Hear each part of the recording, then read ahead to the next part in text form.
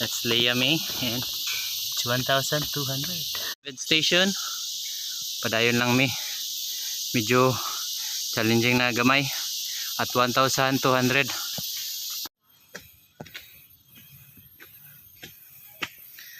1,300.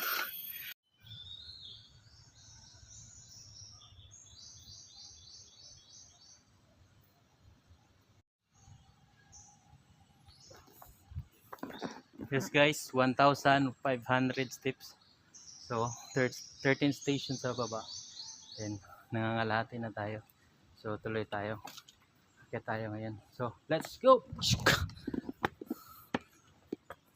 1,600 guys. And that's the 4th station. So doon tayo magpapahinga sa 5th station. So let's go. Yes guys, medyo hangak.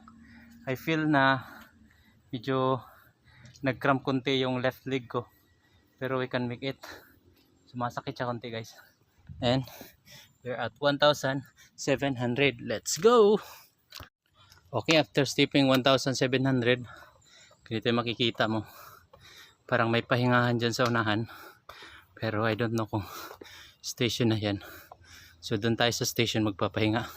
Parang malapit lang din ata yung 15 station. Let's go! Initially, guba na ang ilang lingkuranan. So delikado na. So wala na. So wala pa tayo sa 5th station. Tuloy tayo hanggang 5th station. Doon tayo papahinga. Let's go! 1,800 guys. So malayo-layo pa pala yung next station, but we will make it. Doon tayo magpapahinga sa 5th station. So let's go! Yes, 1,900. So may community dito, parang school. So may school dyan. Kita mo yung bitbit ng bata. Mamaya papakita natin yun. So bago ka mag 2,000 steps, naka-community magian. Tapos yun sila dyan, may badyang pa oh. May bridge ka na gamay magian diri. Na sila isa pa. Lami kayo ang sapa ano, salum-saluman.